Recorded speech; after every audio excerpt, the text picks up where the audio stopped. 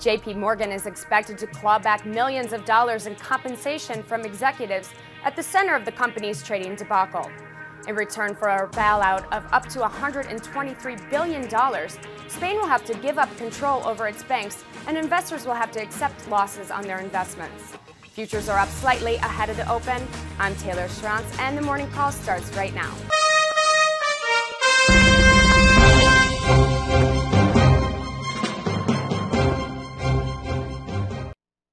Good morning, I'm Scott Redler, Chief Strategic Officer of T3Live.com. And I'm Lindsey Bell with The Street, and together we bring you the morning call. Stock futures this morning are pointing slightly up after 4 consecutive down days, but the momentum leaders are starting to break down and the weak stocks remain weak. Yeah, these headlines that we keep getting over the last week and a half just tells everyone that growth is slowing around the world, and we try to ignore them. The market had a very big rally after the EU summit. It had some power, it had some conviction, but since then, all we keep doing is getting headlines about China slowing, headlines about more problems in Europe, whether now Monti leaving, whether Italy now needs funds, or Spanish yields or Spanish bond market getting priced out of the private sector. There's just so much going on, and then on top of that, we're getting, day after day, we're getting earnings disappointments. Not only has earnings been trying to be ratcheted down, now people are starting to lower guidance for the third quarter, and people are very concerned about what's going to happen in 2013, because austerity hasn't even happened yet, and we're getting this type of slowdown. Yeah, visibility is kind of tough, but why don't we just take a look right at the charts? Well, you'll see right now we're at a very touchy time because we've been trying to hold some of these important Fibonacci retracements ever since the low that was put back in May. And right now, after yesterday's distribution day, we're right back into rally under pressure. So if you look here at the chart of the SPX, you take a macro view, you'll see that ever since we put this low in, you had 2 patterns here, and thank goodness this market's trading so well technically. Here is that head and shoulders pattern, the left shoulder, the head, the right shoulder, gave us clues that we were going to see a nice little meltdown into May that got extended. Here's where we had this bounce, we had this inverted head and shoulders pattern that gave us a nice calculated move almost back to 1375. But if you look at this pattern now, this ascending channels typically break to the downside, whereas descending channels break to the upside. So as you can see, we've been riding this, this line here. Just, grab your ruler where you have a low, a higher low, another higher low. You take a closer look there, and you'll see we're right at that stage where, it's for all the marbles. We did it right here where you had support. You had a lot of support coming into this like 1309 area, and we held. And now, this is going to be very, very important how we handle this 1335 over the next few sessions as earnings season, starts to really get underway. Well, you mentioned already that we're starting to get a lot of negative earning pre-announcements here. And one sector yesterday that we saw a couple announcements in was the semiconductor segment. And in the sector spotlight, we're going to talk about Applied Materials first, because management lowered guidance yesterday on a huge pullback in orders at the end of the quarter. That they cited that the macro environment is much tougher than it has been. They're going to come out with earnings August 15th. So I'm guessing we need to stay away from this one until we get more clarity. Well, at least they already came out, so the news is out. So if they already came out and they lowered everything, chances are, if they lowered again, then they're really in trouble considering we're that close to earnings. But anyway, we talked how the semiconductors have been a weak group. It was in the morning call yesterday talking about how that whole sector, the chart was faulty, and then you come in and you saw AMAT with the news. And if you look here, AMAT wasn't really expecting it, because if they were expecting it, the stock would not have been near the high. So you have this wide range bar right up here in the upper end of the range. So to me, I think that's a sell signal. I think you still have time to sell this thing. Actually, that's AMT. I'm sorry. AMAT, that makes a little bit more sense. I'm like, whoa, they really weren't expecting that. So if you go to AMAT right here, you will see that, this was a big time reversal, a lower high, lower high, lower high, lower high. And then, I would say the one thing you could say that's somewhat positive is that it did come off the lows. It didn't close at the dead lows. So if you're in AMAT and you haven't got out of it yet, I guess you could trade versus this 1040, but overall it's below moving averages. This is not a sector to be in for right now, and I would continue to avoid it if you've been avoiding it already. Looking at Advanced Micro Devices, these guys also slashed sales out of China and Europe, weaker than expected. What's that chart look like? I don't think I've said the word AMD this entire year. Like, you've been here for how many months now with me? Right, haven't heard it. We haven't said it, and if I haven't said it, that means it's out of play. That means it's not acting well, and it's not worth your time. And yesterday, it came out, they slashed everything. Stock is gross. It just doesn't deserve your space in your screen as a trader and as an investor. It just, be away from it. Like people say that the reason why AMD is in business just so they don't go antitrust-wise against Intel because they can't be the only guy out there. But meanwhile, it just below moving averages, closed near the dead lows. I guess it's trading versus major support of 482, but I would just kick this to the curb and just stay away. AMD is usually a proxy for the personal computing space, and so their announcement could be a warning that PC demand is on the downside here. So HP took a hit yesterday as well, and that stock, I know it's been bad since February. It's been in a downtrend. So what are the levels we should maybe watch on this one? HP is another stock that's been in the doghouse for I don't know, almost a year or two.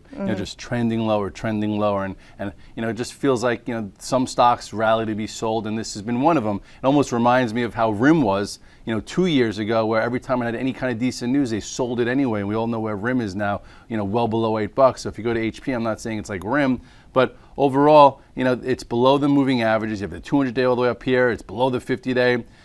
Yesterday got hit a little bit. I also don't go over this as a stock to go to ever, and it hasn't been for a long time. There's really nothing to say about this except I think you just have to continue to avoid it. How about Intel? It's supposed to be a superior chip maker versus AMD. So the stock was also down though 2.3% yesterday with the group. But is there more of a trade in this one? Before I get to Intel, for some reason I think I haven't had my coffee yet. That's a second symbol I just messed up. So we have to go back to HPQ, which looks even worse. Both times looked even worse. You look at HPQ, I don't know what's going on with me today, but anyway, here you go, HPQ on the dead lows, ready to break down below 19, and it can continue. So this chart even tells you to really stay away. The last chart was pretty ugly too, but this chart is even that much uglier, where you have your high, lower high, lower high, lower high, breaking below all levels here. I would not touch. I don't think there's, people talk about value. When people say there's value there, that means they're holding their breath and going underwater and they're in trouble. So back to Intel. Which, what are the symbols of Intel? INTC. INTC. Let's see if I can get this one right. Geez, actually, here, I do have a little coffee. Maybe I'll take a sip here. There you go, INTC, INTC. There you go. This one is still acting a bit better. It is more of the quality name out there, but I drew this yesterday with Brittany saying, if it starts to break below this small little trend here of a low, higher, low, it could see at least the 200-day at 25, and with all this bad news in the semiconductor space, you would think that this can have more downside. We talk about false breakouts, and look what happened here. False breakout leading to distribution. And then when we talked, see how I drew this trend way back when, this was an exit sign. So now you're at a lower level with the same type of line saying, you know what, sometimes you could still exit. So anyway, this also looks like it's under pressure, below the moving averages, more faulty than constructive. Lam Research is the way Stephanie Link at Action Alerts Plus is playing the semiconductor space. They did a little better than the group yesterday. They were only down 1.2% on the day. The key here is the Novellus acquisition. It'll help with the earnings growth, and it'll add to synergies. I know it hasn't been a great stock for the year, but I guess it depends on when you get in and out of it. I guess it does, and her time frames are different than mine, and I look at this chart and I don't really see much that I like except for it's holding in the last line of defensive support. If you look here at the chart, on a macro level, to be honest, you can almost say there's a bit of a head and shoulders pattern here, where there's the left shoulder, here's the head, here's the right shoulder, and then you have a really big support that we're coming into right around 34. So at this area, if we break 34, you could see a lot lower prices. So if you're not committed to it, make sure you know what's going on there. As far as like you take a closer look here, so you could see it actually, there it is. It's really right on this major support. So if you buy stocks on major support, that's fine, but make sure that you know if it does break it, you can see some lower prices. We're going to take a quick commercial break and get back into it with some of the industrial stocks because we got some bad pre-announcements there too.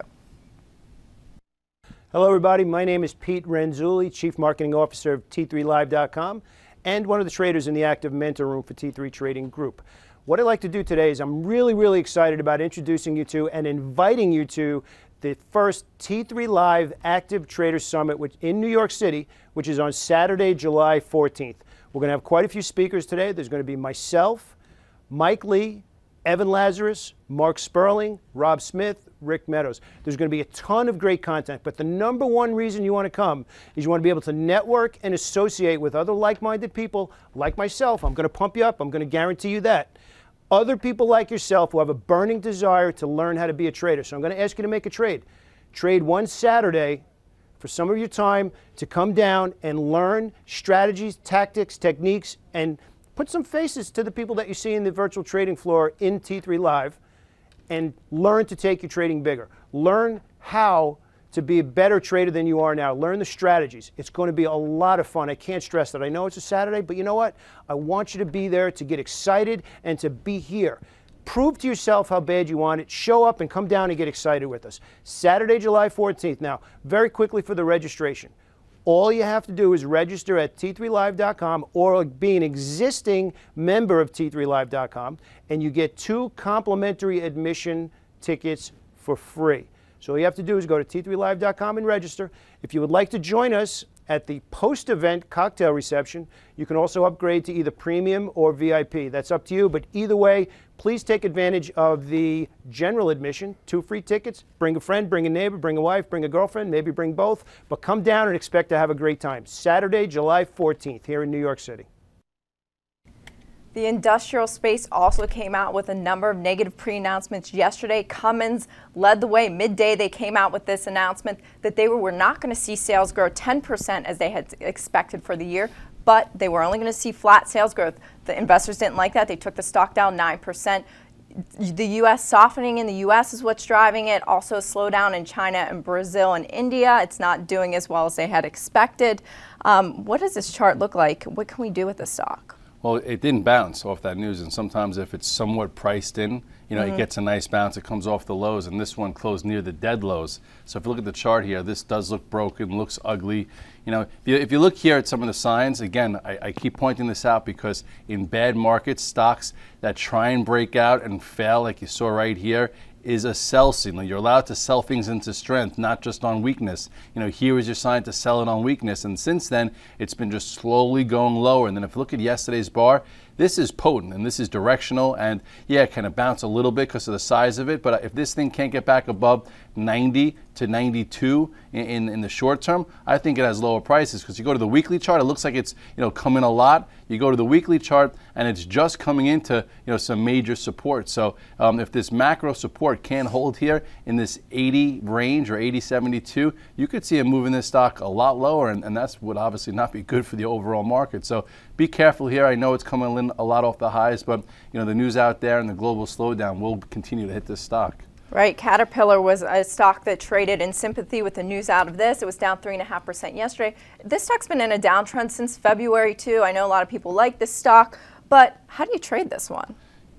Either net short or you stay away. You know, we haven't seen a reversal pattern here in a long time, and everyone always says, oh, now's the time to buy Caterpillar, and it hasn't been. You know, so sometimes names that you like or names that you made money with in the past doesn't mean they're names you could just buy blindly. And if you look here at the chart of Caterpillar, you will see, you know, it started to have faulty signals well before, you know, this move into new lows. You have a high, a lower high, a lower high. And if you didn't, you know, sell it there, this was your spot to sell it when it broke the 200-day right around this 100 area. And then from there, it's just continued lower. And again, high, lower high, lower high. Like here, you know, double top, and then another lower high, and then look at this, the wide range bar here to the downside. And again, it looks like it came in a lot, but if you go back to the weekly chart now, it's hovering right at the 200-day here, and if this doesn't hold right there, there's no reason why this stock also can't see as low as 70 bucks. So at this point, I don't think you should be in any kind of rush to buy this. At some point, there will be some type of reversal strategy, but right now, again, it's you go back to the daily chart, it's below every moving average. It's below the 200, the 50, the 21, the 8, and that just means that it's actually showing a lot of relative weakness to the overall market. So until that changes, just, you know, let it stay on the side. Right. Alcoa, I know you talked about it yesterday in the morning call, but this stock, after decent earnings, was down 4% yesterday. I think you said stay away from it until it reaches 9. I said if it can get above 9 and stay above 9, maybe it's worthy of your attention, but most people won't be trading it. And meanwhile, it actually met lowered expectations, and they still sold it off. And now if you look at this chart, it looks like it's on its way to 6. Look at this lower channel here, okay? And this is a very potent bar. earnings are out. What's going to drive this thing now? So if this starts to break below this 828, 830, you look at the weekly chart and wow, you could see $6. You know, why not? This thing is that weak. There's no interest there. People never thought Nortel or any of those guys could go to those kind of extreme levels, but you don't see a bounce here, and there's really no support until about, like I said, 6 or so. So if you're still trapped in this thing, you know, I don't know. You could save yourself some money from selling here. Hopefully, you know, if you look here, this was a nice little spot to get out, right? Here is your left shoulder, the head, the right shoulder, broke serious support here at 14 or so. That's why you always have levels to trade against, and it broke and it hasn't done anything since. Look at this downtrend here, never even broke it to the upside, and now it's at major support. It breaks below. Guys might even be shorting this thing for a move down to, you know, 6 and change. Truck maker Navistar got hit by the Cummins news as well. The stock was down 7% yesterday. We know that the U.S. deceleration in the truck market has been in place since March, but this stock is reaching multi-year lows. Well, technically broken, below moving averages. I don't think I've ever traded this once in my career. Not that I trade only the right things, because I trade a lot of the wrong things also. But if you look here at the chart, it too, below the 200-day, below the 50-day. You know, it rallied back up to about, what, 30 here, couldn't get through it. And then look how fast this thing broke support here at 25. And now it's, you know, it's through support. You have a small point of reference right here, 2021. It, to me, looks very ugly. I guess you go to the weekly chart here too. And, you know, it's just horrendous. I don't even know what to say about it. Well, how about we move to Eaton then? Okay. Eaton has 11% exposure to the trucking market. It's more diversified than Cummins in both product and end markets as well as geographies. Now, the stock is down 25% since its high, but it does trade at 7 times, which is below its historical multiple, below the group, and it does have that 4% dividend yield. Somehow I have a feeling you're not going to like this one either.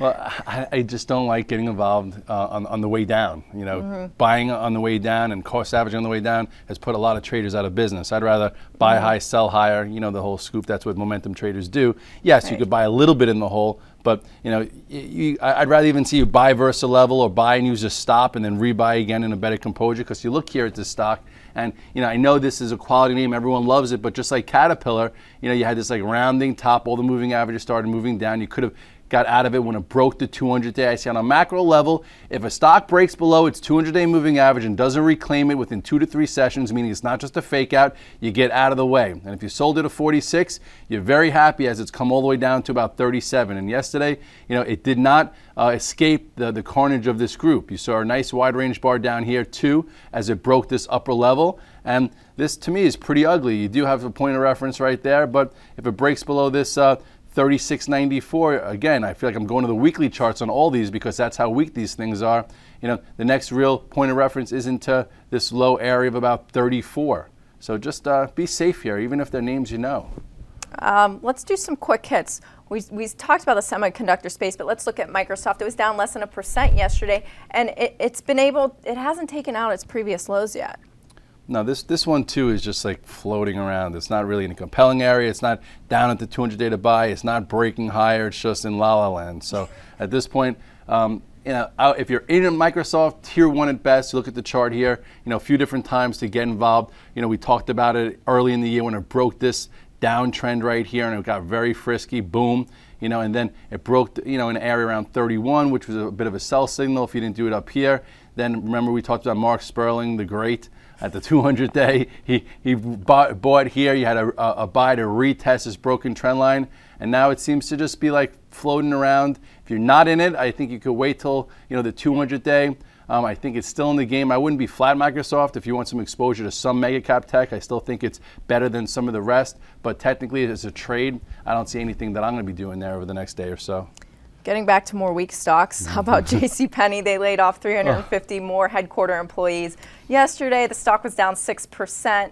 Has Ron Johnson lost his luster here? I don't even think he had it ever since he went there, unless you shorted him coming. And at this point, you know, what's there to say? I don't think every time my traders said, oh, look at the volume spike in JCPenney's, everyone always bought it because they thought it was a takeover rumor, but meanwhile, stock, you can't buy one on takeover rumor. There were more sells and buys, and technically, it's just gross. So you look at the chart here, it just continues. You know, after this big break, you know, of this line here, you had the gap down, never fill the gap. So, you know, Red Dog rules say if you can't fill a gap in the direction, it continues in that direction, and then that's all it's done. And then yesterday, broke support, and now it could continue. I wouldn't be short this thing because who knows what could happen at 20 bucks, but anyone trying to be long it during this whole downdraft, you're definitely feeling a lot of pain, and over the summer, I'd rather you enjoy yourself a little bit more.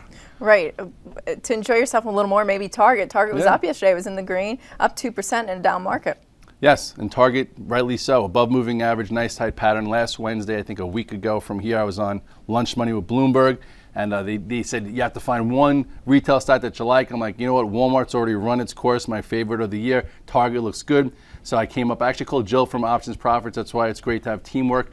And I said, what kind of option strategy would you use here if you want to be bullish? She's like, what you should do is buy the 57.5s for $1.20, sell the 60s for 20 cents. It'll cost you $1. You have till actually this Friday. If you did that strategy, I would say it's up a little bit today. Sell it, because right now we closed at 59.23. I think it's at 59.50. So your options are worth $2. You have a double. You know, you made 100% on your money, and you know, if you're in the stock itself, looks good. It starts to clear this 59.40, and I think you're going to be at highs here. And overall, on a macro basis, Target, I love the store. My wife loves the store. You can get anything you want there. You know, it's cheaper and it looks good and whatever. So it kind of makes sense in this type of environment. So Walmart, Target, a lot of underlying strength. You want to take a quick look at Amazon and Apple, just two more tech stocks to close up the day.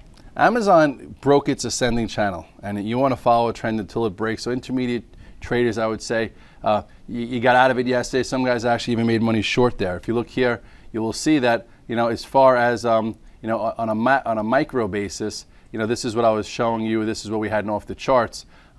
It's been following a trend ever since it bottomed here, you know, after the earnings. This was your earnings gap. It came in, rallied off of it, and then you look at this trend line here. It broke it yesterday. It broke it with, you know, with some force. Closed near the lows. It's up a little bit today. I think guys might even try and short Amazon on the up open today. And if it could trade through 218.28, it can continue lower. Earnings aren't for, you know, they're not this week, I know, so it could trade around. And I think, you know, this quarter could be prone to some kind of miss also. I think they stole everything they possibly can to finally get a good quarter because they missed the past few. So just be a bit careful. Technically, still above the moving averages. This is your first sell signal. So what you want to do is when you get your first sell signal, you want to see what it leads to. So watch the next few days and trade it versus this low here of 218.28. Well, that's all the time we have today. So those are the levels in the S&P we're looking at, some of the sectors we're looking at, and some specific stocks that we're watching. So check in at the end of the day for the daily recap with Scott and the T3 Live team.